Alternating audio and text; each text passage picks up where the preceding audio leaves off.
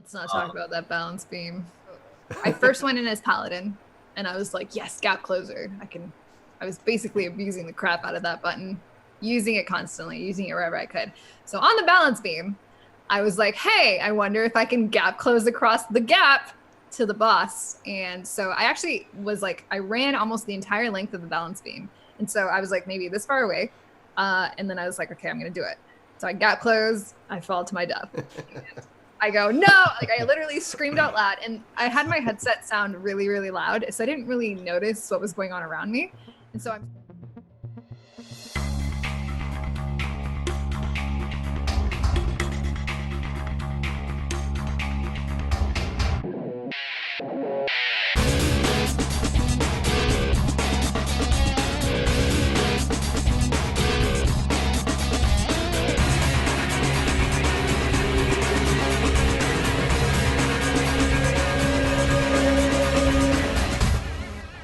Welcome, everybody, to the Casually Hardcore Podcast, episode 23. We are thrilled to welcome Mizzteq from MTQcapture to the podcast for the first time. Welcome, Ms.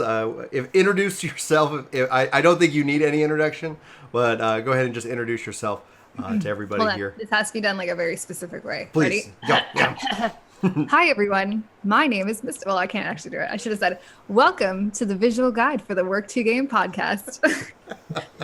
I should have prepared puns, honestly. Oh man, we could do like prepare or not. We could always pun off the cuff and just like roll with it, see what we come up with.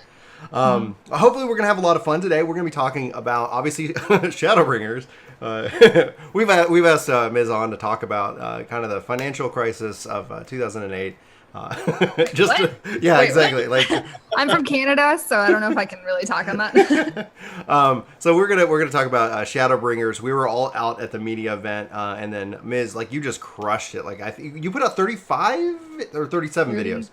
36. So I was right in the ballpark. Who's that? You are. I was like, holy crap! That's just like you do such an incredible job. If I could just like praise you for a second, like. Your guides have helped me and my wife out just immensely through various content, even before we were on YouTube. You're holding up your finger. I'm assuming that means you want to say something. Please go ahead.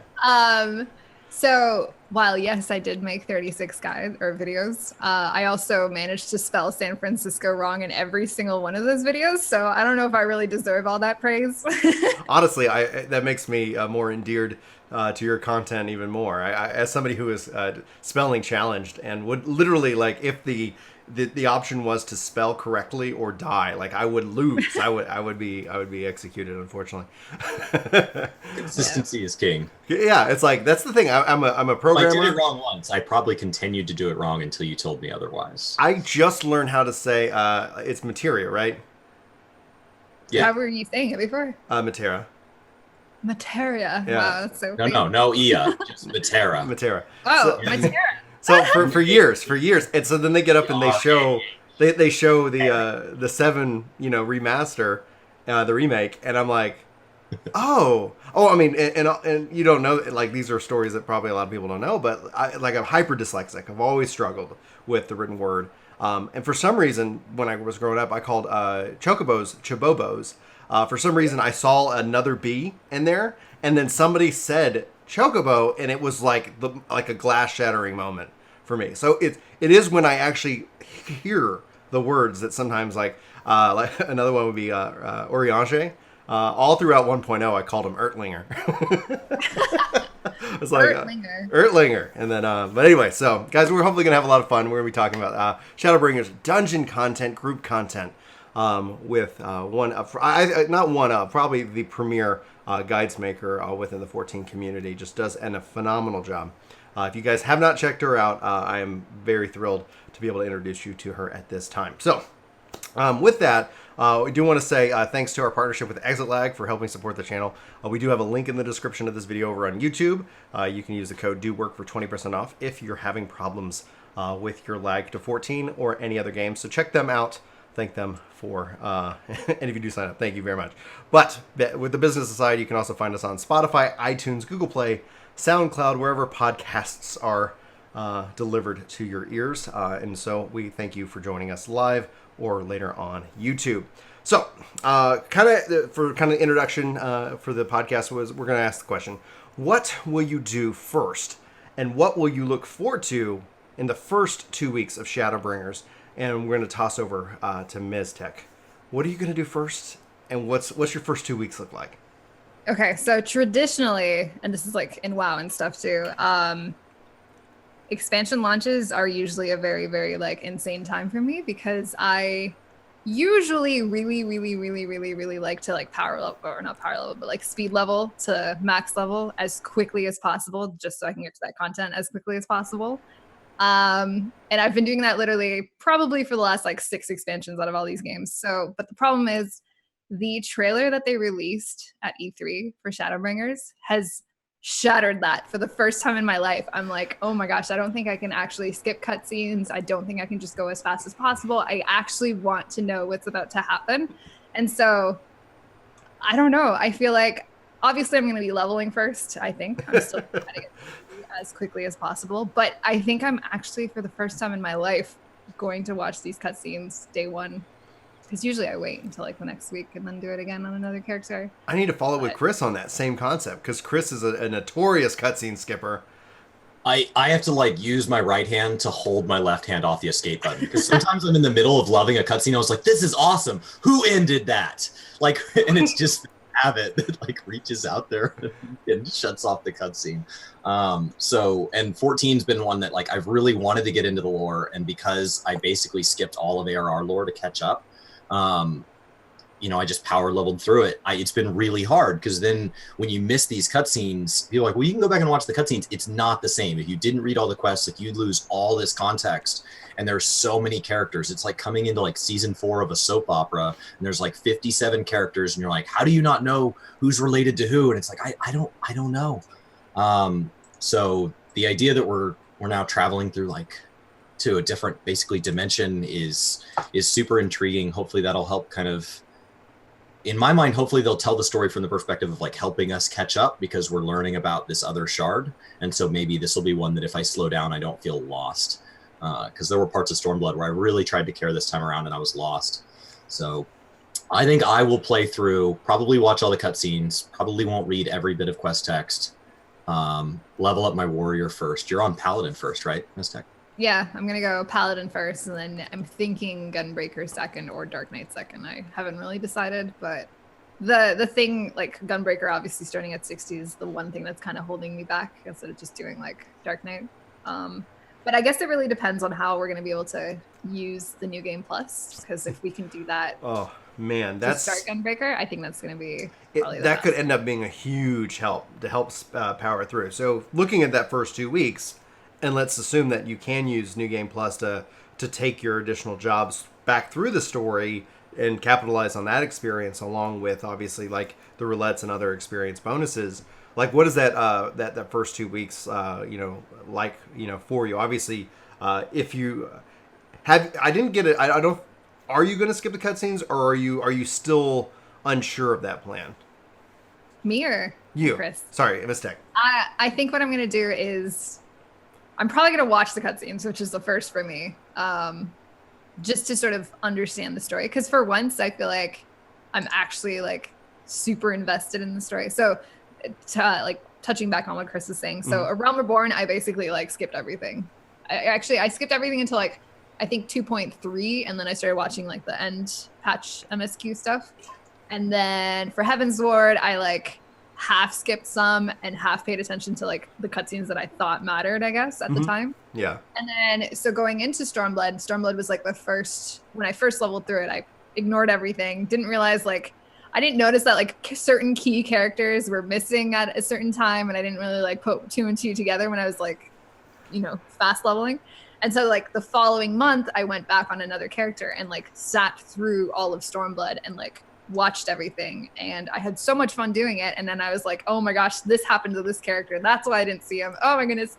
And so with that experience and like actually keeping on top of the lore, I guess since Stormblood, I guess, I'm like primed and ready to go for the lore into Shadowbringers. And so because of that, I think it's like a really good idea for me to not skip it like I normally do, just because I think it's gonna be cool. Like from the trailer and stuff, it's like right up my alley, the type of lore I like. So I don't know, I'm pretty excited. I got very hyped by that trailer that they showed. It was go ahead, Chris. Is that hard to do with stream? Like, do you feel like, I mean, because there's a fear of spoiler and stuff there. So the advantage of you playing one character and skipping everything and then going back with a second character is that anybody who really wanted to see the story had a chance to do it while you were busy first character. I've always struggled with that, like constantly, because it's like one thing to be able to stream like at 5 a.m. for my time when patches first come out and you're doing all that stuff. You're Central, right? I get so many people, Eastern. Oh, okay. I get so many people that are like, oh my God, I wish I could watch, but I have to go to work, or I don't want to see spoilers, or oh my gosh, it's too early, right? So I'm always like kind of struggling with that. I've honestly even like steered away from streaming that early, A, because I don't want to wake up that early, and B, I just know like for my audience at least, like it's kind of unfair to sort of like shove stuff down their throats when they're not ready for it, I guess, if that makes sense. Yeah. So what I would do is I would like put no spoilers in my title and then like skip everything, skip all the cutscenes, just level as fast as I could. Obviously there's some spoilers that they can't avoid, but for the most part, I would try to avoid as many story spoilers. And then what I would do is I would literally wait like 2 weeks, maybe 3 or 4 weeks, and then go on another character and just sit there and like read everything and watch everything. And I think people like that, but at the same time, I kind of don't get the same enjoyment out of it as well, because I'm skipping and I'm trying to like take care of chat and stuff. And so as a streamer, it is a little challenging at some points, but I think people will understand if I watch cutscenes this time around. I don't know. We'll see. It is foundationally game changing. Like this is, so for chat who doesn't know, I'm not going to spoil anything, but they should know that Shadowbringers should fundamentally close the book on the story of 1.0 to now. And then there'll be more, that Yoshi P's already kind of talked about it. So ideally, the Zodiark, the Hydaelyn conflict, that is the expectation that I have basically off the interviews going in. And that trailer was mind-bending. Like, I really loved every moment of it, because that's actually one of the critiques that I've had of Stormblood. I felt that it was essential to where how to get to Shadowbringers, but it didn't really do what ARR and what Heaven's Word really did when we talk about the Ascians, and it dealt more with like the human conflict of the Empire than the supernatural conflict that is what is going on with the Ascians and because I don't feel like we saw them much really up until the finale of Stormblood. So that was I guess to answer the question for myself, first 2 weeks I'm going to be whether we're live or not, like I'm going to be soaking it all in story wise, and then I'm going to be taking Summoner Scholar through first, and then it's going to be a matter. Chris and I kind of, like, as we looked at it, we're like, oh, there's 2 of us, let's divide out all the jobs, so that way we can kind of like, okay, I'm going to level these, you're going to level those, and then I'm just going to start working on getting everything caught up. If New Game Plus ends up being that ability to play through the story on like alts, etc., your alternate jobs, that actually I think would be could be very valuable from a streaming perspective, because whether you decide to skip through it, get to the end, you can always New Game Plus it and have that experience like at that other time. But honestly, New Game Plus seems like the most like we haven't really seen it. We haven't seen it in action. I thought they said they were going to show it off and talk about it, and they never did. And then I was like, did I misunderstand? But we'll have to, obviously, here in 2 weeks, we will be really within striking distance. Any other thoughts, Chris? Do you have any other questions regarding those first 2 weeks? No, I mean, so how long does it usually take you? You don't have your melee classes leveled up, right? Mizzteq? I know Brian has every class at 70. I was like, I have everything done. But Mizzteq, you don't have your melee. How long does it take you usually to like level up all those other classes? Is that something it'll take you all expansion to do, or do you kind of knock that out? Oh my goodness. Okay, so I am notoriously lazy.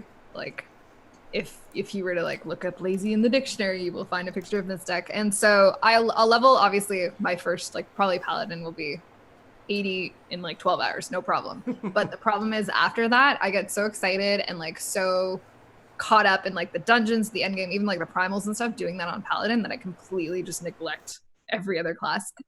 I know for the most part, there's like a 99.9999% chance that I will be rating as paladin, right? Mm-hmm. I only ever level something else if I know that perhaps I might not play Paladin. How thrilled are you about the gap closer now? Oh my gosh. Okay, so did you watch that Larry video, the reaction video? Yeah. So I think you guys were on the same side as him, right? Yeah. Were you, or were you behind me? Directly behind me, making all the same noises in real life. I was on the exact opposite side, and I'm pretty sure you can still hear me screaming because of how excited I was. I like stood up and was like clapping. I was embarrassing, but very excited. Yes, I have literally been asking. So up to the media event, everyone in chat was always like, Miz, what do you want to see out of Paladin? And I was like, kind of just memeing and being a shitlord and being like, I totally want like a huge like DPS button. I want a gap closer. I want this and this and this. And they literally gave me all of that. So I don't know if they were like watching or something, but I just cooler ideas for a gap closer. What's that? You had cooler ideas for a gap closer. I did, yeah. So it's okay. I'll take what we have right now. But I was kind of hoping either you sprout wings out of your back and fly there, or you take your shield and like ride it like a surfboard to whatever you're attacking. I always thought that would be way cooler, but what can you do? Oh man, that is fantastic. I guess we need to send you to Japan.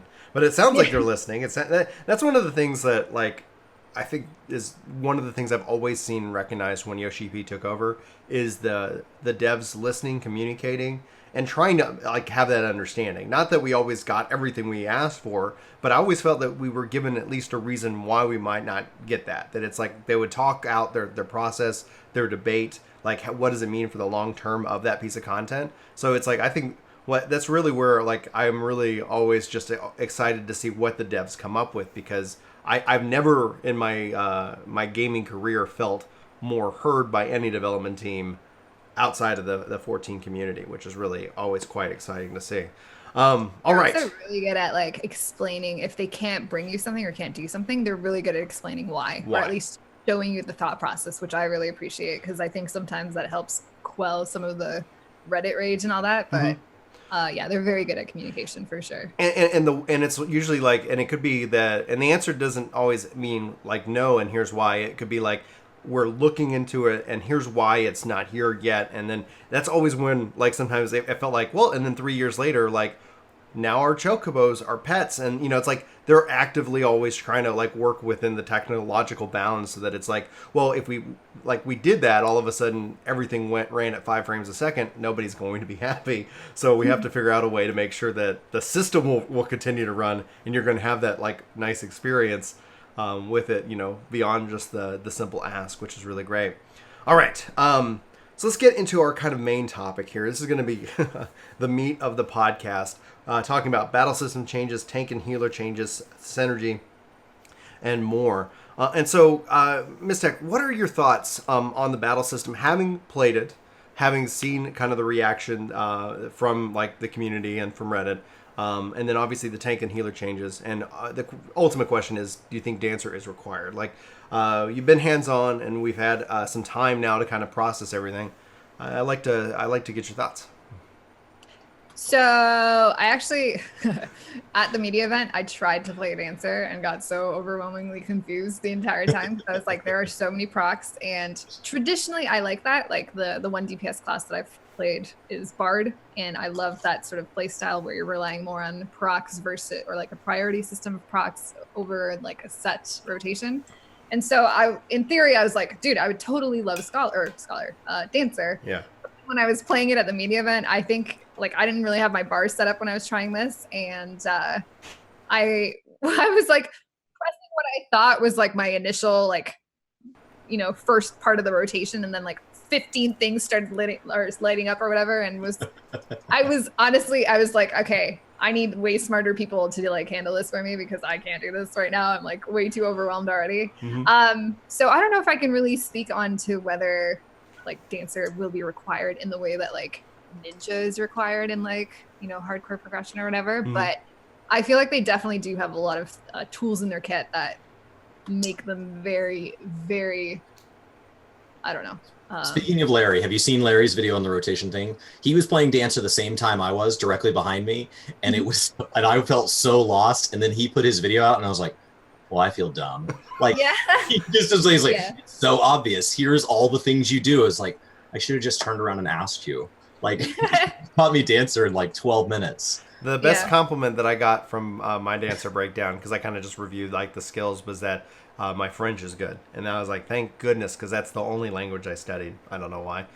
Yeah, but there was a little bit of a outcry on people's pronouncing things. Well, I get it all the time, and so this is the first video where people were like, "Well done, Brian. What you said that? Yeah, that's you said that right." I was like, "Finally."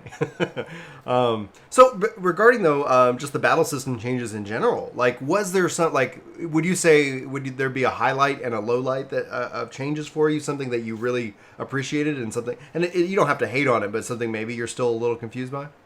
So I can definitely like probably speak towards like the tanks a lot more than maybe the healers a bit, because I do play white mage and stuff. But so on the tank side of things, I get a lot of people coming into chat and going like, "Oh, Miz, like, how do you feel about this like homogenization of all these classes? Like, how is class identity now that they've gotten rid of Rage of Halone, or they've gotten rid of this and that?" And I kind of answer maybe not what they want to hear. I don't know. Maybe I'm very optimistic because I'm very hyped for the expansion. But I will say that I think tanks are like going to be exciting to play.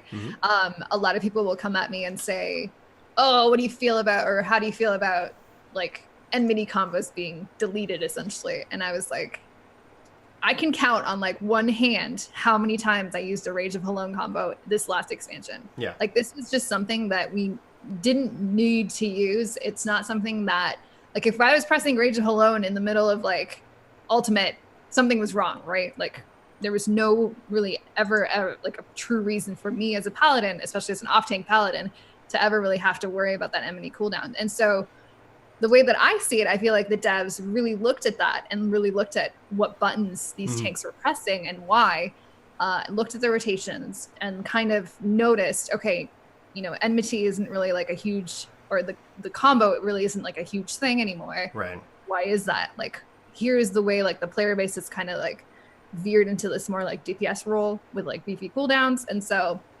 I think what they did is they just kind of helped us do that. They kind of pruned these system or these abilities and stuff that we never really used in the first place, I guess. And then kind of streamlined everything. And for that, I really appreciate them, because especially as a paladin, like, I complain about this all the time, but I would always get so punished if I had to go into Shield Oath, or if I had to do the Rage of Halone combo, anything like that. And so it's not so bad from the other tanks' perspectives, I guess, Right. but as a paladin especially, I love that I don't have to worry about my thing. Oh, my lights just turned off. Oh no, they're back. Okay, never mind. I love it. But yeah, so I'm honestly very optimistic about the tank changes. I do love how they've kind of filled in the gaps for what each tank was missing, if that makes sense. So obviously Paladin has a little bit more DPS ability now.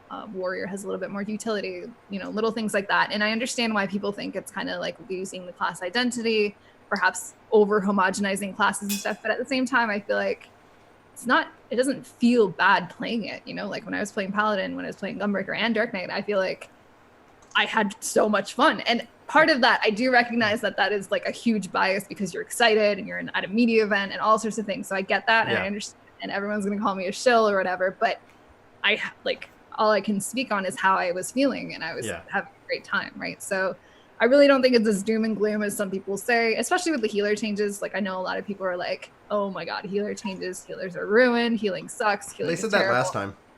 I mean, like we've. They really did. This is kind of like very deja vu, you know, and it, like a lot of people focusing on it, because like the way I've looked at it, and to kind of jump in on kind of that side of it, is that I view, and I believe the devs view the same way, but that's a little bit presumptive of a statement. I view that the job and the skills are half the equation. The content that you play is the other half. So the concern that I have, and the concern that I feel could slightly be justified, is the changes as it relates to the content we have and earlier.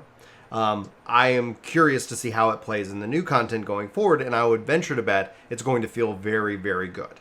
I'm a venture that like from the dungeon that we all played, there is a lot going on. I've done it healing, tanking, DPSing, and each way was a different experience, but it was challenging. Even at the 73, even having played it, there's a lot of new mechanics that I think people are going to be both excited and really frustrated by. But to talk about the battle system changes, the only downside about it is that all we have to go off of is the information that was provided to us. We cannot show, we don't have the experience of level 80 content and all the raid and all of these pieces, which I think when people go hands-on, they're going to forget about it, because either one of two things is going to happen. They're going to fall in love with the changes, they're going to understand the changes, and they're going to just have a good time, that's the ideal.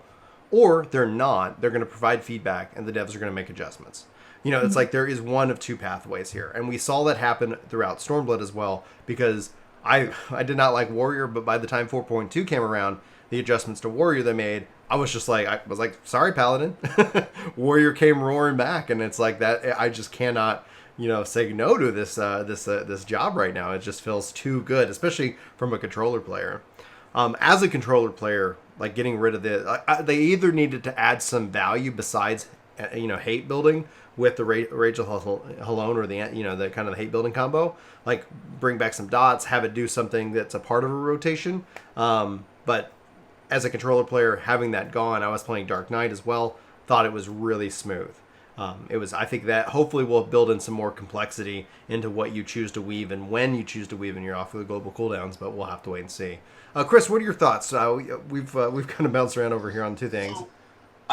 I mean, my concern is more of like the individual classes to me all felt good. Everything I touched at the media tour felt good, and I was having fun. And so, like, on one hand, I have concern that they're going to be simplifying tanks. Like, if you have an enmity rotation, so if you aren't using an enmity rotation, but you have one, that says that you could redevelop the content, you could rebalance it where enmity was required. But if you remove the enmity combo, then that's no longer available as a development option. So kind of like removing Protect. Like Protect on its own doesn't do anything, but it does form as like it does act as like a form of like a ready check. There's like a level of preparedness mentally, like, oh, Protect went out, we can pull now. And so like you can say like, well, you don't need it because you didn't use it, but if we keep pulling out everything in the game that we use rarely, there's, where does that stop? And so like, it's more of a just kind of like a pit in my stomach. Like I hope that there's nothing wrong, and there probably isn't, but I'm also like a notoriously like nervous worrier type guy. Like my wife literally told our mutual best friends that she would break up with me if I didn't propose by October. And in my head, I heard I have to propose, but that doesn't mean she'll say yes. So I went out and got a second offer on our ring for cash in case she said no, so that I could get it sold so that I could pay my next semester's tuition without taking another loan out. Because the only thing worse I could think is I've been saving all my tips working at this bar to pay for this ring, taking out additional student loans because I wasn't able to put my cash towards my education. What if she says no? Like I had worked myself up that like obviously she's wanting me to propose by October so she can break up with me. Like so if when you hear me say like, oh, they're getting rid of enmity, like that's ruining tanks, just keep in mind like that's the perspective I come from. Like, but what if they do? And so that's where I really want to see 8-man content, because I had to keep reminding myself all we saw was a level 73 dungeon. So it's not really representative of anything. It's not even end game. Like the second boss was interesting. Like I enjoyed that. The staff member leaned over and told me like, hey, nobody's cleared this first try. And I was at like 5 or 7% or whatever. And then of course I died. So thank you for that. And like, but I enjoyed the fight. I enjoyed the little like running across the balance beam. I enjoyed the beauty of the dungeon. The new zones are incredible. Let's not talk about that balance beam. Let's talk about it. Let's talk about the dungeon. So did you struggle with the balance beam mechanic? No, I did not. Okay, so what happened was so I first went in as Paladin, and I was like, yes, gap closer. I was basically abusing the crap out of that button, using it constantly, using it wherever I could. So on the balance beam, I was like, hey, I wonder if I can gap close across the gap to the boss. And so I actually was like, I ran almost the entire length of the balance beam. And so I was like, maybe this far away. And then I was like, okay, I'm going to do it. So I gap close, I fall to my death. I go, no, like I literally screamed out loud, and I had my headset sound really, really loud. So I didn't really notice what was going on around me. And so I'm screaming, And then out of the corner of my eye, I see Matt, I see Reinhardt, I see like 3 people all watching me, laughing their asses off at me for falling. And I was like, oh my God, you saw that? And they're like, yep, we saw it. So then I was like, okay. So basically what happens if you fall and die, it puts you right back and then you have to do it again. And there's like a time base. Usually, I guess the trust can kill it before and make it go away. But in that time, I was like laughing so hard that I literally fell again. And I have this thing that when I stream video games, I literally have an emote for it because I will die to gravity at any opportunity. Like if there is a way for me to fall off a cliff or fall off of something, I will find a way to do it. And so it was just so like on brand, I guess you could say, that I was just facepalming the entire time. But yeah, let's not talk. Oh, and then so the reason I'm bitter about it is because I then went in as a healer with like Thancred tanking, right? Mm-hmm. Yeah. And Thancred can Shikuchi over to the boss, and I thought it was like a gunbreaker ability. And like for whatever reason, I as a paladin, even though I now had a gap closer, I couldn't get across the gap. But Thancred had literally no problem. And then like later on, they had that interview where they were like, "Oh yeah, like Thancred remembers some of his abilities, and so that's how he can like Shikuchi across the thing." And so I'm just so mad because as soon as I saw Thancred do that, I got like instantly triggered, and I was like, "Why can't I do that? Why can the Gunbreaker do it, but the Paladin can't?" And yeah, I was just being really silly. Yeah, that's why I don't understand you keyboard and mouse, players. Because for me, as I was a controller player, it was just like line it up, and there we go, we're done. Oh man, the beauty of this dungeon, so incredible. Like every the aesthetics of this expansion, I think had me sold since they first started showing off the zones. I was like, oh yes, please, like more of this style. And they've said that we're getting, and correct me if I'm wrong, is it 8 or 9 dungeons at start? I don't actually know. It's a larger number. I think it's probably the largest number of. I'm hoping that some of them are more at the 80 cap as opposed to the 2 gets. I get burned out so quickly on 2 dungeons, and when they have 3, that ends up being far better. And Chad is confirming 9. If we get a 1, 3, 7, and 9, that's 4. That ideally leaves 4 or 5 for a cap, and that actually feels like a roulette and less of a coin flip. So that'd be nice. So moving on to like the next size content. Okay. What do you think is going to, starting with Mizzteq, like what do you think the new class changes, the healer changes, the tank changes, what does that mean for 8-man content? Like, is there anything you think is going to be a big meta shift there in the way we play? I'm going to put on my like tinfoil hat because I said something on stream a couple of days ago that made me like dread what it could possibly mean. So you know how all the tanks now have like a double button like AoE rotation? Mm-hmm. Yeah, thankfully. A combo. Yeah, so that's nice and stuff, and it feels great, and it feels like you're not just spamming one button over and over. But why? Why did they do that? Because does this mean we're gonna have to deal with like boss encounters that are gonna have like ridiculous ads, which I hate. Like I hate ad fights so much, and so it's kind of weird that they've given every single tank that double AoE ability or combo rotation, whatever. And so it kind of makes me a little scared as to what exactly the reason for that is. Like maybe it's just so it's not boring. Sure, that would be great. But the anxiety part of me is like, oh gosh, what if we have these like insane ad fights, insane elevator bosses? It's like T4 on crack. I don't know. We'll see. But I don't know. Like I feel like we don't really have, I guess now with E3 and seeing Titania, I learned how to pronounce that yesterday. Titania. We kind of have a very slight idea of maybe what to expect from the primals or at least one of the primals. And but when it comes to like raiding, when it comes to even the 24-mans, we have literally no idea what to expect. And so it's really hard to say whether or not the battle system changes, especially for tanks and healers, if they're going to, like, if those changes happened because of the content we're about to see, right? And so I think with healers, that's huge, right? Because a lot of healing really depends on what's happening and what the incoming damage is going to be like. So without really knowing or without really like touching on any of that information, honestly, I have no idea what to say for that. Like, I hope it's hard. I hope it's challenging. That's it. But I don't know what to expect. Would you like to see a return of 8-man dungeons?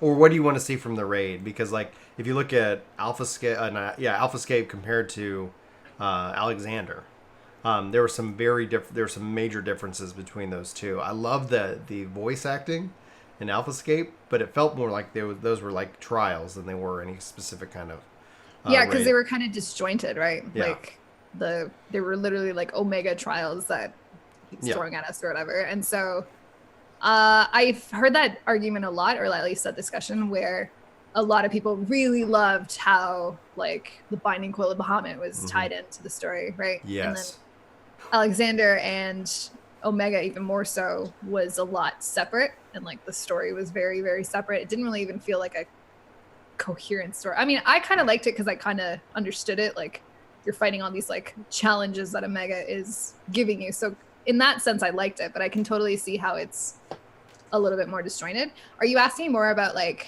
Praetorium, that type of 8-man content?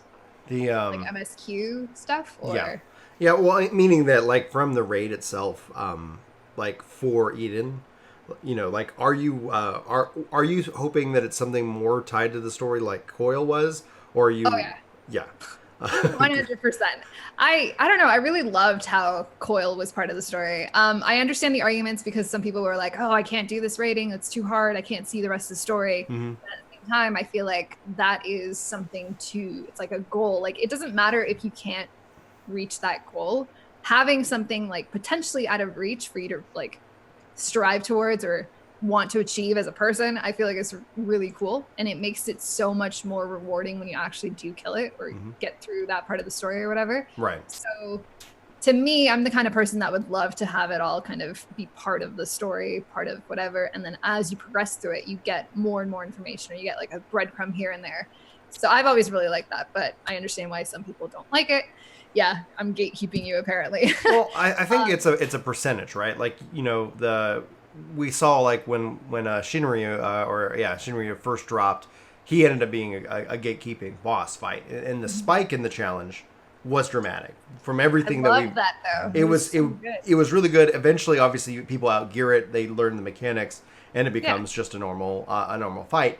And when we look at the raid scene now, we have normal and we have savage. Where in Coil we really didn't. I think normal has that elevated challenge. I don't want them to lessen that. But it's also something that I think from a percentage base is right. Like that aspirational content that requires you to want to clear it and rewards you with that kind of story itself. That's where Alexander and Omega felt like these massive threats that literally nobody cared about. Like, okay, we're working with Sid. Alexander's draining all the aether from the world, and everything's we're all going to die. Well, like maybe the Warrior of Light is taking care of it. We've got things to deal with over here. You know, it's like, how is this not a bigger thing? If it's there was definitely like a certain level of epicness that the Binding Coil of Bahamut and all the Coils of Bahamut had over even like Omega. Like Omega, I think, it theoretically is supposed to be very, very, very scary, but no one really cared. Chris, what are your thoughts? Somebody like who, like we talk about having to skip cutscenes. I love gating stuff. I mean, I came from WoW, and so like back in the day, there were like attunements for dungeons, so you had to like go on these long quests just to be even let inside. And so like that sense of achievement is something that really draws me to games. And I am not somebody who feels like because somebody else got to do something, it's not fair that I don't get to do it. Like if I'm not good enough, or if I don't find a group to do it with, like good for them. So like I love that like aspirational content, like ultimates, for example, I think are a shining moment for this game. And I will never be good enough or dedicated enough to be in a group that takes on the current ultimate. Like that's just not, I just don't see where I would ever get that time. So to kind of, like, does that make sense? I think that the game should have more things like Shinryu that challenge us, but it should be consistent. Because you talked about it being a spike there, like when that's the problem, is that you can't ask people to play at this level, and then hit them in the face.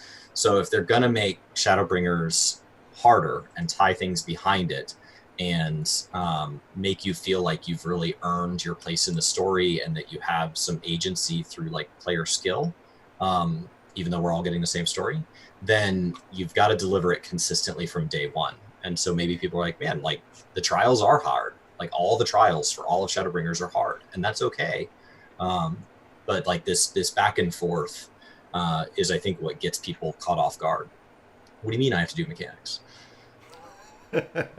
I can't just roll through this as my scholar, let the fairy heal, and I'm gonna watch Netflix. Like, oh no.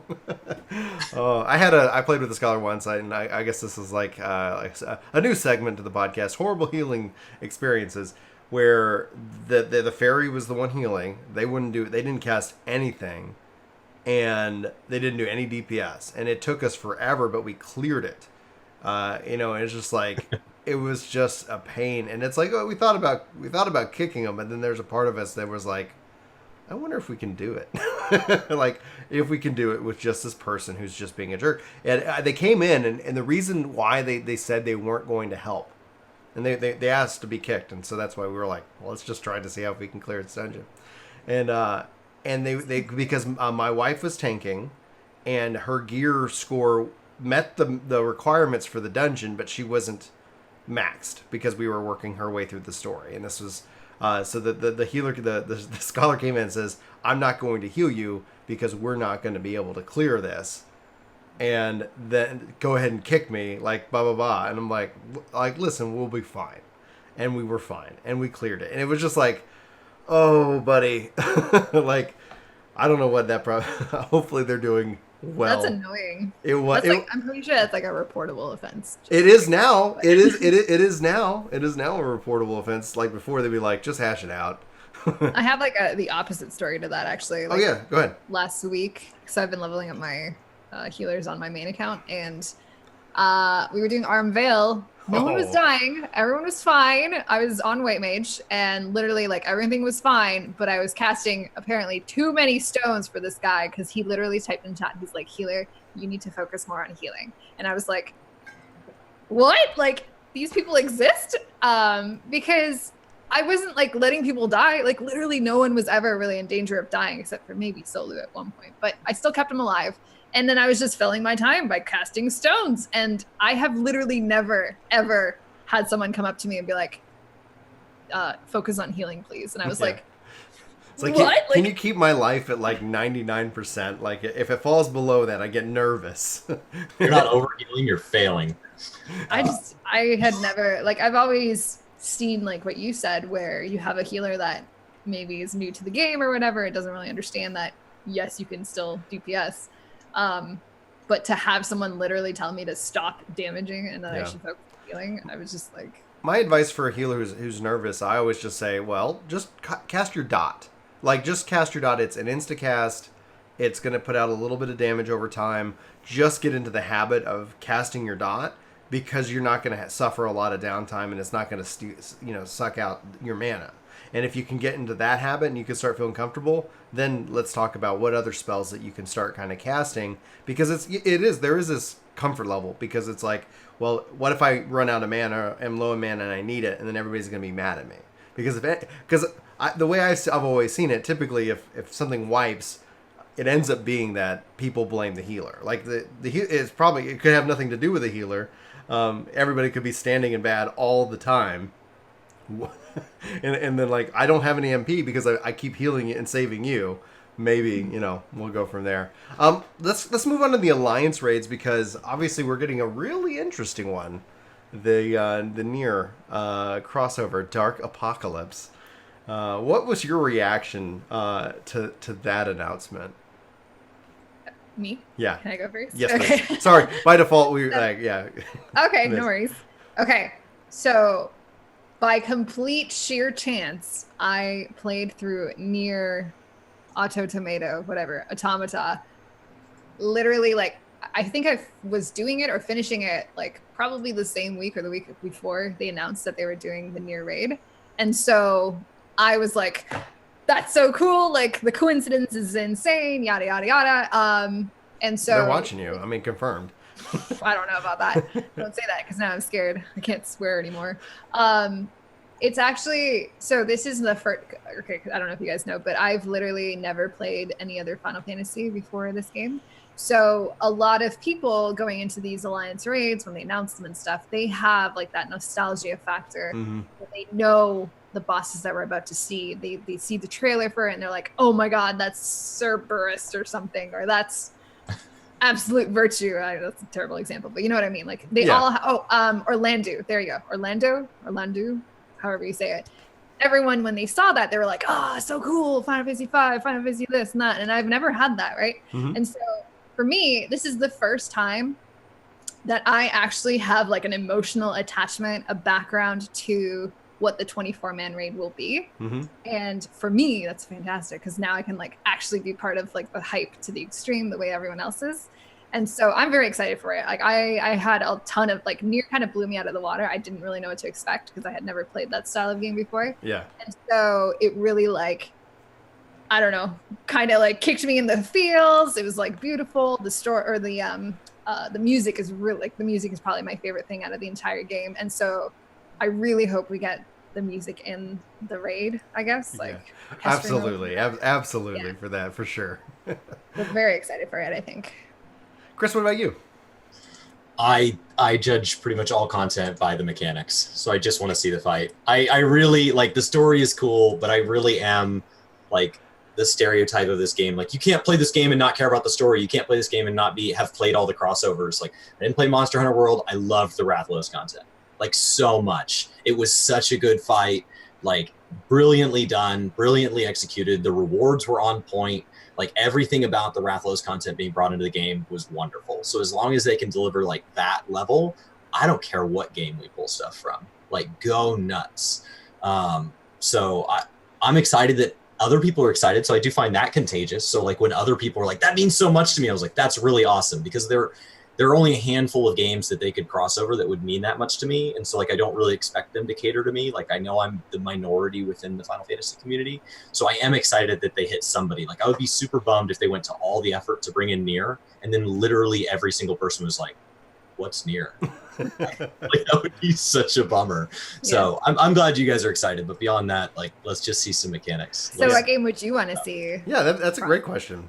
Chris, what game? More Final Fantasy X content. Final Fantasy X and Zelda probably are like the two biggest games that shaped my like upbringing. And then within RPGs, like I would love to see more content that plays on past group games. So, and like knowing that Yoshi P is a big Diablo fan, I would love to see a crossover with a Blizzard game. Like knowing that Yoshi P loves Diablo, I would love to see either Diablo or WoW make fun of each other. That would like, probably like break that. People would lose it. People would lose it. And I think both games are so good at like parody and puns that I think they could jest really playfully. And both sides would just freak out because like for the fact that both these games have so much in common, it's amazing how both communities are like, I hate everything about WoW. It's like everything? Like the fact that they run content in small groups and that they have tanks and healers and DPS and that they have, you know, cyclical PvE content and then a PvP content that exists often. Like there's so much that's in common that it's like, okay, like they're built on the same foundation. They are built totally differently in different parts of the world with different cultures. Yes. But there's enough in common there that you could have a crossover event. Like you could totally have a dungeon make fun of the other game. Yeah. And have them call out like if in WoW they were like, use the limit break, all the WoW players would be like, what? and that would be awesome. I want to see Arthas and Sephiroth, I guess, together. Oh wow. Have them make fun of that. Because I always joke, I'm like, whenever I saw the Final Fantasy VII remake trailer, I was like, is that Arthas? Like, what is that? And so I could totally see them like bringing those types of jokes into. They could do so much. Would be wonderful. It wouldn't take too much to get that actually. Like it would just the matter of them willing it to happen because Square Enix handles the localization for Blizzard in Japan. Like these companies have business to business relationships. Yoshi P goes to BlizzCon. Chris and I are going. Maybe we'll actually. I hope he goes this year. It'd be awesome to bump into Yoshi P at BlizzCon. It's like, hey. I think he has a different BlizzCon experience than us. Oh, I think he goes in through the back door. I think he gets to meet with the devs. I think he's a little bit higher level than us sitting out in the 5-hour line waiting to see if our phone app lets us in. Yeah. I think for me, if I was gonna like pick a crossover, it's already somewhat happened with Eureka, and while Eureka wasn't quite what I wanted it to be, I would love to see some form of content, whether it's the Alliance raid or whatever, with the Final Fantasy XI crossover. Vanadil bringing that into kind of the world itself and to kind of experience that. My preference would be whatever they were doing with that exploration Eureka content, to be like, it would be just freaking amazing to kind of walk through and step through Vanadil through the graphics engine of Final Fantasy XIV. I think that would be something that would be incredible. But I think that's probably a long shot from anything from happening anytime soon. But especially because with the crossovers, they tend to want to tap into kind of other games, non-Final Fantasy related outside of the because obviously Tactics was kind of it is related to 14, but Nier seems to be something completely different. For me, I have to. So when we talked about like the top of it, were the first 2 weeks, like pretty much these next 2 weeks prior to the expansion, my goal is to play and try to finish Nier. Like I started it. I put in probably about 30 hours into it. I've loved it, and I got busy with other things, and now I want to come back and I want to get that finished, so that way when 5.1 drops, that I can have that nostalgia factor. That I had, especially with Ivalice. For me, like Tactics, I think is probably one of the best games that Square Enix has ever released. And so the Ivalice raid was just a truly kind of me going into a candy store. Like every aspect of it, I think the story and how the bosses came together and everything was just truly quite brilliant. All right. Any other thoughts on the Alliance raid? Because we got a couple more questions. No, I'm excited. I would love to see Alliance raids have a higher difficulty, but I don't know how that would work with Group Finder. I don't know if you feel that, Mizzteq, but like sometimes I feel like the Alliance raids are scaled a little easy. Not always. Oh yeah, I think they definitely are, but I think that's because their target audience is a little bit more of a casual player base. Right. It's like a way for them to get good gear in a more like raid setting without actually doing Savage, I think, right? Yeah. And I think that's okay. Like I think the difficulty is fine. I too would love to see higher difficulty.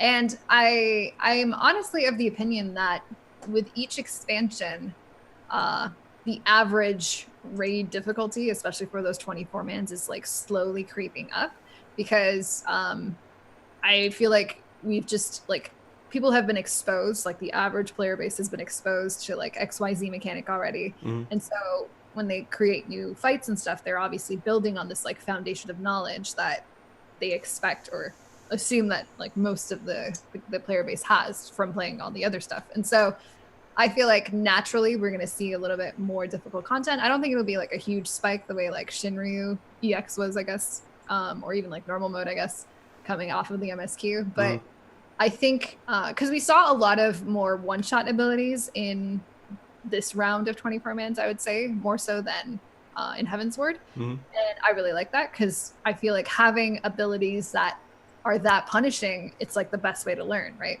Especially in like a 24-man setting. Like you could be there the first time, get completely like wiped, and then be like, wait, I have to like actually stop and think what actually killed me. Like, how do I avoid it next time? And so I do like that they're seeing a lot more, I guess, punishing content, in that you can't just like carry people through with like reses and heals and stuff. And so as long as they keep that up, I think it'll be like relatively accurate or appropriate difficulty for most people, I hope. So regarding the ultimates, though, like last time in Stormblood we got 2. Yoshi P kind of said they're targeting 2, but we might. There's been some conversation looming that we might actually get a 3rd, depending on kind of how that fits into their schedule. What do you want to see this time around out of the ultimate fights themselves? The thing that's most impressive is just how many people watch them.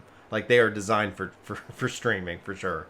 Yeah, so, like it's just I think that's just having like crazy high skill content is what attracts people, because there is something amazing about watching like top tier players play the game at such a high level.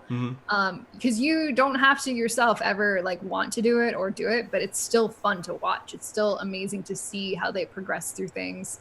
And when they're getting close to clear it, there's that like extra excitement of perhaps witnessing this like historical moment of who's going to be the first to kill it, right? So that's huge, right? Like that's massive. I think having like people, I'm pretty sure I remember seeing people that didn't even watch Final Fantasy were watching Ultimate streams at the time. Like we were like, I don't even know how many people on Twitch were watching. It was insane. Like it was such a huge. It was insane.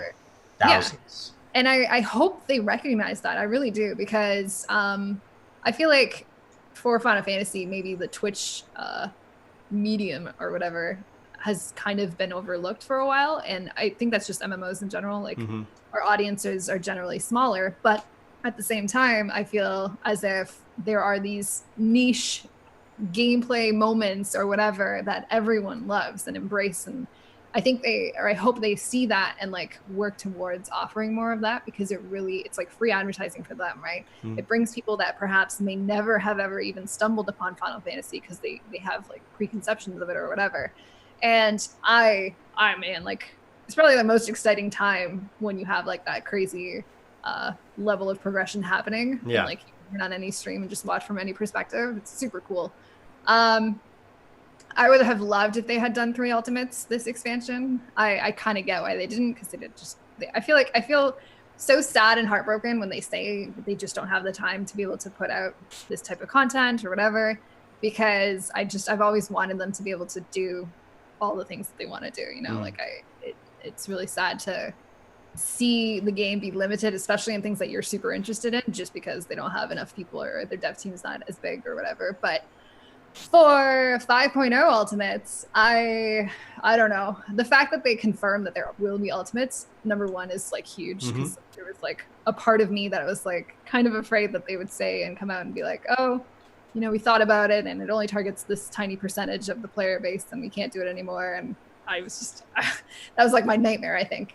What do you want to see them make out of Ultimate? Like, because they've been taking older like content. So we had like, we had Bahamut, we had obviously the summons with Ultimate Weapon. Like, what do you want? Like, what do they take and make Ultimate? I feel like most people will say like Alexander is like an easy guess or whatever, which I hope they don't, because I absolutely hated Alexander, like all of it. The entire like rating in Heavensward pissed me off so much. Not all of it, but most of it. I have just like bad blood with it, I think. I would love to see like Thornton Ultimate, some, you know, I could totally, like Thornton already, the extreme is already like 10 times harder than any other extreme primal, and it has so many phases that I totally think that they could I'm going to say totally a lot because I'm excited. Yeah. But they can definitely pull a ton of mechanics and make them like ultimate tier mechanics from that, because of just the sheer volume of stuff. A lot of people keep memeing and like joking and suggesting King Moogle Ultimate, which would make me quit the game. But that might be kind of cool. I don't know. Also, Warring Triad has been suggested. Yeah, Warring Triad, Nidhogg. You know, like there's a lot, I think, really iconic fights. Anything with the dragon, honestly. I mean, just hands down. I feel like I am a one trick pony. Like dragons, I'm in. That Heavensward was so like it's filled with dragons. I was in heaven, and so it's like, yeah, Nidhogg, do it. Like, oh, if it's got a dragon, that's exactly what I want to see. I want to see any kind of fight that has us fighting a dragon, riding a dragon, hanging out with a dragon. Yeah. All right, let's see here. Chris, what are your thoughts? Like Ultimate, right? Like, what would you like to see? So, I mean, one of the things Square does really well with group content is they're really consistent about mechanics. So, like, once they teach us that a stack mechanic looks like this, like, everybody knows what a stack mechanic looks like. And when you see those arrows, even if they were to form a different new shape, you already know what they're telling you to do. So when it tells you, like, stand in a line, stand on top of each other, like, no matter what direction those arrows point, you're like, yes, I have it. And so it creates a game that makes it very easy to watch players at the top tier and understand what they're doing. It's really hard to watch games like StarCraft 2, for example, is a game where, like, I watch the pros play, they're literally doing things faster than I can see what they're doing. Yeah. And so, like, I'm just watching things move. Like, they're operating at, but there's something really neat about, like, oh, I could do that. And then you go try it and you're like, no, I can't do that. And so, like, I really like how approachable it is to watch Ultimate, even if you, like Miz was saying, like, even if you're not a Final Fantasy player, a couple of wipes and you're like, oh, I see what they're trying to do.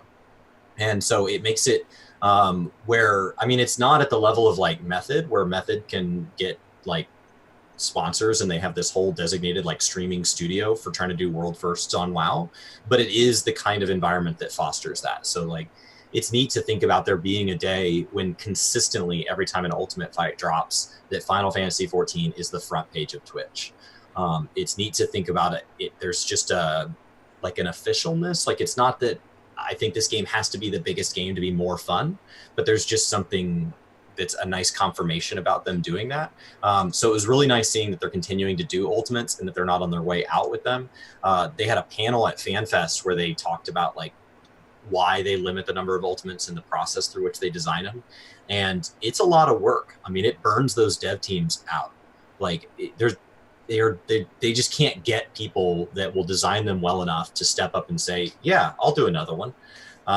So I understand that cost, and I appreciate that they're willing to keep paying it to give us more, because I think aspirational content is something that drives a community. And you look at it and you're like, but only 0.4% of players cleared it. It's like, that is not the point. It has nothing to do with that. It's about knowing that there's something that maybe one day I'll be good enough to do that. Maybe one day I could attempt that. Oh, I remember when I was there to watch my favorite streamer or my friend or the world first clear that. Even somebody like Scott Zone that goes back and clears this stuff later, like, ultimates provide this value in a way that, I mean, who would have thought? One of the problems with this game is that like ARR content is largely dead and Heaven's Word content is largely dead. This game it just totally moves on. They build all these new systems. So like the trust system is going to make squadrons dead. And so ultimates are something that they never get scaled down. They stay alive forever and ever. They're evergreen content. For anybody that says this game is not hard, you can always say, go to an ultimate. Oh, well, it's probably easier now. Nope. And that's what I really love about it is that people are still like now clearing it for the first time, and it is as great of an achievement as it was clearing it a year and a half ago. You know, like, it is so awesome. And I feel like in like even the Savage rating, I guess technically in ARR, like Savage Turn 9, for example, that was huge. That was really hard, and to do it, you were like amazing. But then the next patch or whatever, you could go back in and like level sync it or whatever. So it wasn't as great of an achievement, even though it was still challenging. And so ultimate is this like something that will last for a long time. Like, yes, you may not be able to do it right now, but it's something that you aspire to potentially months, years down the road. Like, it's not something that's going to change your value as a gamer or whatever. It's not going to be diminished because you clear it like a couple months later. It is a challenge that is like always going to be a challenge because it doesn't come from gear. It doesn't come from like DPS checks. It comes from pure mechanic handling and like perseverance and being able to focus for 20 freaking minutes. Like, it is so much more than just like this sort of artificial gear difficulty or whatever. So I think people really need to understand that when you're making an ultimate fight, yes, it might seem like it's a waste if you aren't the type of person that enjoys that or goes into it, but this is content that is created for years down the line. Like, you can do it any time and still feel the same amount of like accomplishment when you clear it, you know? So absolutely. And I don't know if any other games that have raids like that are that. Well, and like chat's talking about, and Larry's already joined. Welcome, Larry. But they're talking about, as we're talking about it, and saying that like, will the battle system changes like make it easier or harder? And I'm actually of the belief, because they are so mechanical, that like honestly it's probably going to be either, you know, it's kind of balanced out. Like, maybe certain parts might be harder, certain parts might be easier. And so that's where I think one of the really cool things about, and when they said that, it like, as somebody who doesn't actually have like, I want them to make more ultimates, but I'm not like sitting here like, oh man, I'm gonna go run ultimate. I want them to make more ultimates just because of that aspirational content, because it serves also that smaller percentage. From the theme park perspective, like, I love it when they're sitting here and they're like, well, how can we address this? How can we balance this all out and make this just a better game and a better experience overall? I fight against the idea that content or a feature or a system has to be for everybody. You know, as long as they do make something for everybody, but everything doesn't have to be for everybody, if that makes sense. I mean, look at Baldizian Arsenal, right? So like, that's something that, because of the way Eureka was presented and because of the life cycle that Eureka has had, even people who have played parts of Eureka can't go attempt BA now Like I would love to do BA, and I've been trying to. I was trying to catch as many streams as I could when I was seeing Mizzteq trying to get a first clear, because it's like, oh, this is my way of kind of like getting to see that content get cleared, because I just don't see how that content doesn't die.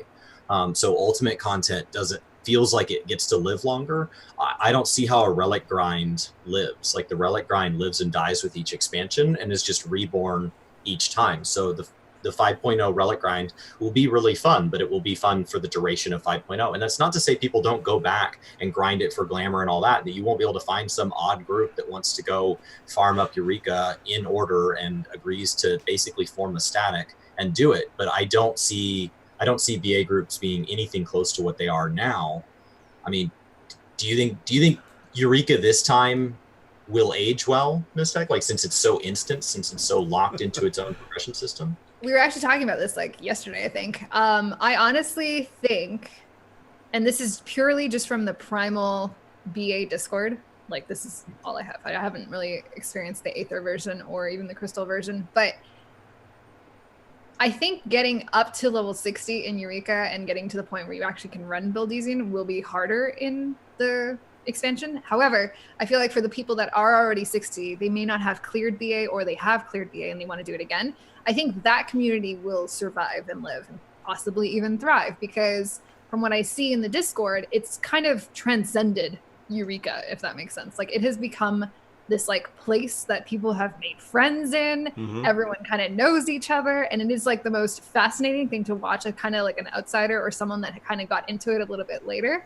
So I was never there at the beginning of BA or when BA was first released or whatever.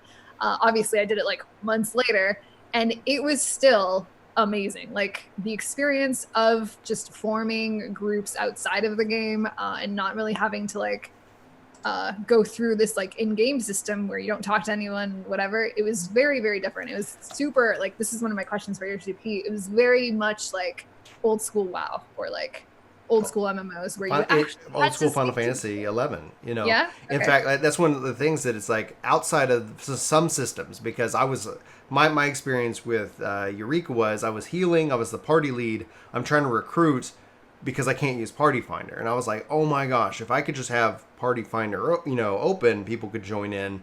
We could set like, hey, this is what we're doing, and it became a real challenge. And so I missed a lot of the tools, being that Eureka was on the instant server, but it was trying to do so much more, and all I saw in Eureka was potential. And the fact is that you're 100% right. The like a lot of people really, really enjoyed that style of content and that style of play. The communication. Yeah, there's some trolls and some jerks occasionally, and so I started to look at it and I see, and when we see the world visit system come into play, I think that from a technological perspective, the next iteration of whatever this content is going to be really, really exciting, very community building, and to the point where I hope that it's not something that's just stuck at level cap, because when I played it, I was like, wow, this gives me the Final Fantasy 11 feel that I really enjoy. And then it's like, oh, but it's stuck at level cap. It would be really interesting to serve as a really cool invitation for players who want that style of play, if it exists within kind of the world visit system, where it becomes its own server in and of itself. So you have Party Finder, you don't have the instance crashing and all of the hoops to jump through to get into the Baldesian Arsenal or what have you. But that's just me. This is all my conspiracy theory junior game developer hat, looking at it and hoping. Would you want like a BA style instance at the end of each version of Eureka? Absolutely. Like for Anivos and for Fires. Absolutely. I would love. So again, I feel like this is just piling on the devs more and more. But I think it would be really cool if it was like some sort of really cool gated like attunement thing that you do to get to the max level of each section, each zone, and then you're rewarded with this like awesome instance that you have to like. I would love it to see. I would love to see if we could use. We'll just use for the sake of terms, Eureka as a leveling form of content that isn't again at cap. That it's like, let's say you clear the story and you unlock it, then you could actually go and play your other jobs in this world. You're leveling up your whatever progression that is, but you're also leveling up that job itself. So if you prefer that open world, you know, killing monster, chaining fights, fighting the NMs, and then essentially maybe doing some special content, then that would drive and serve as the style of gameplay that you like. Because if you look at the open world within the main game, it's like it has to be designed for that solo player, so that a white mage and a warrior and a black mage, like, they can all relatively get to their objective and win. Because if you couldn't, then it's like nobody's playing the game, because everybody's just like, we're getting destroyed. Or what it would end up probably doing is forcing people to do what they did in Eureka and team up. It's like, hey, we all have this thing we're trying to do. Let's do that. So that's what I want. I honestly, like, Eureka, in the way it was implemented in Stormblood, served to actually invite me back to Final Fantasy 11. So I started playing 11 again, and I've been really, like, it's like, yes, I hope that the next iteration of it, the reason why we got the Eureka that we got, the reason why Baldesion is set up the way it is, they were looking at how can we make this work, and they had to put it on an instant server. My hope is that with World Visit, the next iteration, they put it on like a regular open world server. It just is different from everything else, and you can kind of just go into it and experience like a whole different style of play. But that's me spending like fake money and time and spending all the devs' time on designing the perfect content for Brian. So I know that most likely I'm excited for the next iteration. I know Yoshi P said there were some technical hurdles, and they think they've got those fixed and solved for the next iteration of whatever the Diadem Eureka style content is.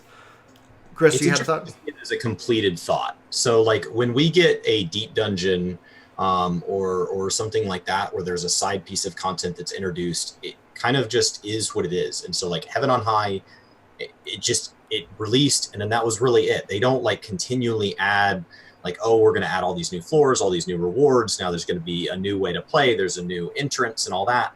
But Eureka was something that we saw kind of build out. And actually from the way they made it sound like when they were developing it, it's not like they developed it as one line of thought and then just shoved it at us. They developed it, and then they were working on the later parts while we were already giving feedback. So it kind of formed this dialogue. So like, I wonder if BA is what they originally thought it would be, or how much it was influenced by what we were saying back in, the early parts of Eureka, where there was a lot of people saying, oh my gosh, thank you so much. And there was also a lot of people saying, what the heck is this? Like, this is not what I subbed to. I intentionally subbed to 14 because I don't like content like this. And it was a really interesting way to kind of compartmentalize a lot of changes. Like Eureka was a whole new leveling system. It changed the way we play as a meta. It messed with the way we communicated with each other. Even just the way you like have NMs out in the world, and the world is dangerous. That's something that they can't take a whole expansion and experiment with that. They can't just take Shadowbringers and be like, by the way, the whole world's dangerous now, because it's going to alienate a lot of people. And so Eureka was a way to say like, okay, we can put that over here. And if people like it, awesome, go over here. And if you don't, it's like, oh, well, I was going to let that die anyway. And so it lets them kind of have hindsight and develop with like a live feedback, almost like a PTR, almost like a public test realm, where there was just this whole group of players giving them feedback on what we think about Eureka style content, what we think about very, very large person content. BA is something that like, I think if they had put that in as like the final raid, we would have all been like, oh, instead of 3 groups, there's going to be 7. We were like, what? But because it was its own thing, it didn't have to succeed or fail. It could just be its own thing. And there was a real beauty to that. The question is like, how do they set the reward high enough? Is the reward for Savage high enough? Is the reward for Relic high enough? Like, is it just gear, or is there a sense of achievement that you give players? And if so, how do you develop a sense of achievement? Like, that's great that we have one, but like, how do you intentionally make sure that this community that formed around Eureka forms again?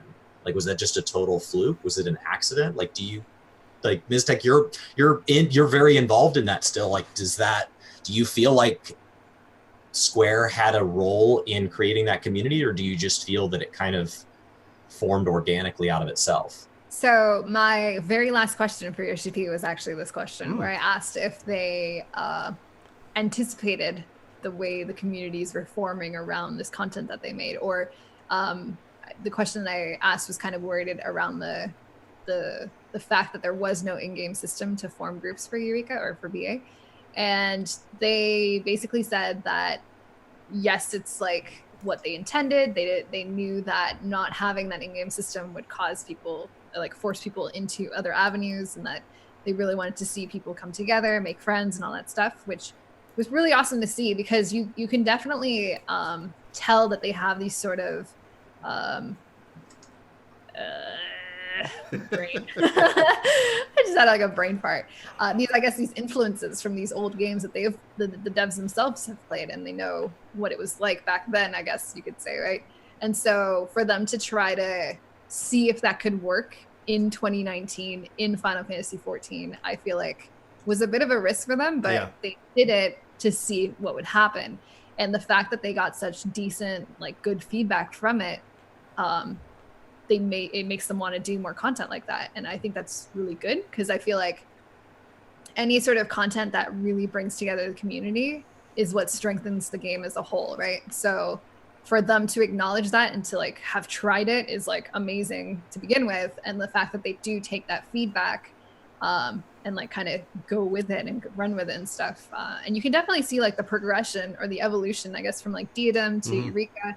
Even within Eureka itself, like the different zones, you can definitely see how they kind of listen to people crying about Pagos, and then Pyros and Hydatos were not at all as painful as Pagos was, right? So I feel like because of the way that they do their scheduling for the development and all that stuff, and the way that it's like split up, and they listen to that feedback and then they go and, you know, apply whatever feedback to what they're making, I think you can definitely see how the content improves over time. And I think the next rendition of Eureka is going to be like amazing. I absolutely really hope for that. On that note, like we are actually at our time. We try to make sure we keep this at an hour, but I got a couple other things. So Mizzteq, like, you have any final thoughts, hopes, concerns? Like, what, if anything else, would you want? What do you want people to be taking into over the next 2 weeks as we, literally are just waiting for Shadowbringers? I understand that tensions are high because there's 15 days left, and everyone's like chomping at the bit basically to play Shadowbringers. And so post levels are going to be at an all-time high on Reddit. Like, everyone is sort of like freaking out in their own ways. And so I don't know, I just want to remind people, like, the sky's not falling. We don't have all the information yet.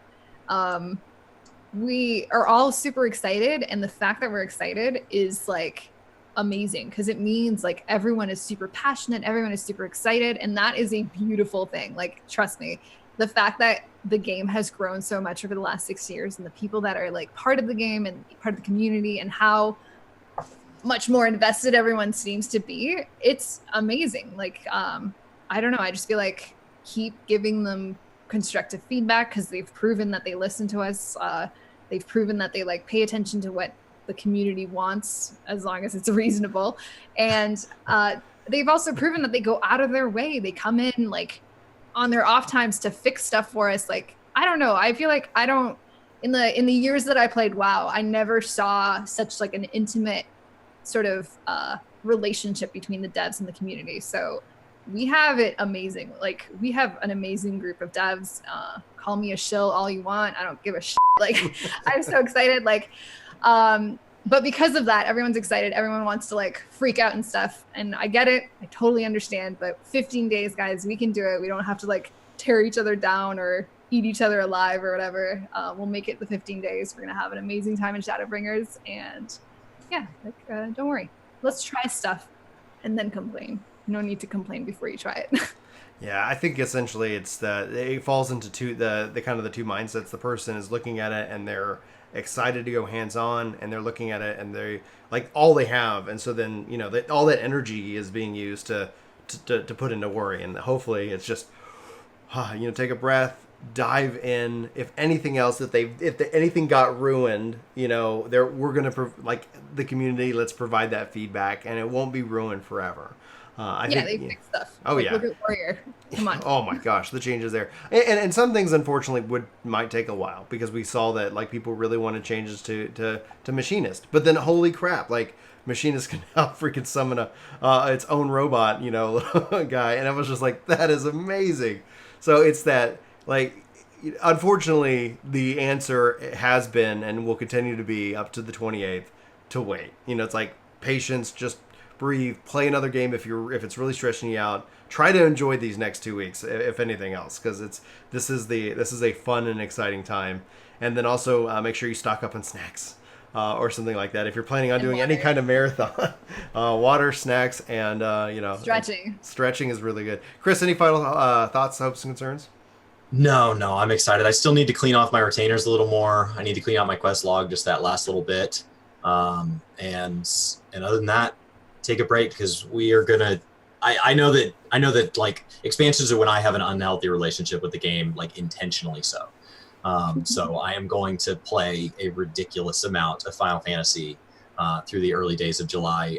One of my close friends always has a party for July 4th. His birthday is the first week of July, and so we always have a big party. He's like, "You gonna come over and hang out all day?" And I was like, "I wasn't thinking like all day. Yeah, not all day. Not all day. I'll come have a burger with you for your birthday, but like I think I have an appointment earlier that day and later that day." Kind of locked down. He's like, "Is it a YouTube thing?" Yeah, it's a YouTube thing. So I want to play this game a ton. I'm super excited. Mizzteq, where can people find you? What you got? Obviously, you'll be doing guides and all kinds of stuff at the release. You work on anything in the meantime? Tell people where they can find you and what you want them to know. So it's pretty easy to find me as long as you can remember MTQcapture. All of my handles on all of the internet stuff is the same. Oh, hi, Brew. Hold on, sorry. You're good. We have geese that like walk in our backyard now, and he just finds them very offensive, so he's going to be yelling. I'm sorry. Anyway, so twitch.tv/MTQcapture, twitter.com/MTQcapture, and youtube.com/MTQcapture. And also, I am now working on my Instagram, which is also MTQcapture. I'm posting some Shadowbringers screenshots, so if you guys want to get some more Shadowbringers into your veins, you can follow me there. Fantastic. Aside from that, not really working on anything until the expansion. I'm going to be very busy during the expansion, so I like to take this time to just sort of relax. But I will see you guys on stream. And yeah, on the 28th. Get ready. Well, guys, thank you so much. We have a ton of content coming out on YouTube. We publish probably more than anybody else. Maybe not better than anybody else, but definitely more.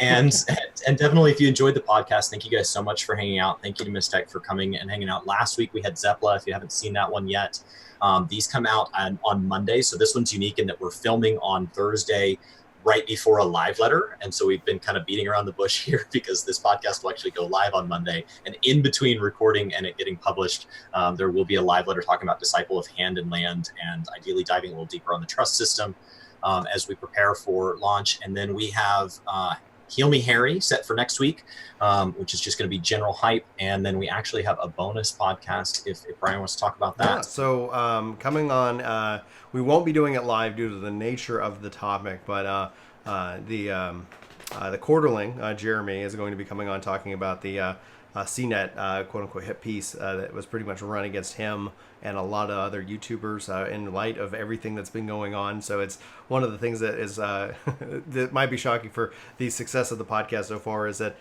we've always envisioned it to be a conversation about anything and everything related to gaming in that space. And so we actually it's been really exciting. We've got we've got the next 8 weeks pretty much lined up, and we'll be doing and fitting in some specials.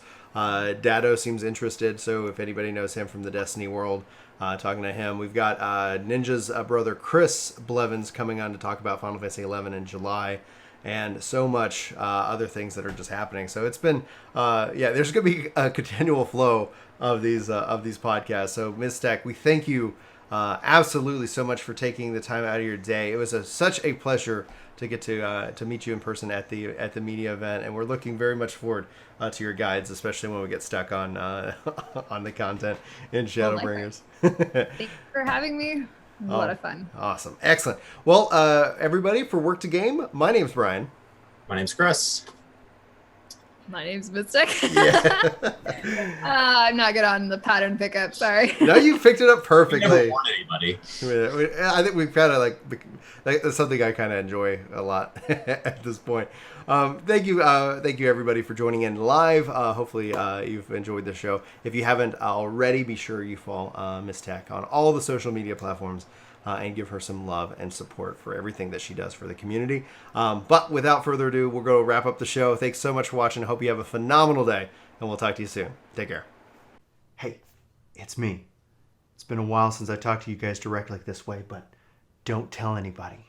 We've got even more epic content planned for this channel. The response has been incredible. We hope to see you. If you're new, hit subscribe, leave us a comment. I'd like to talk to you more about video games. I can't seem to speak my language. All right.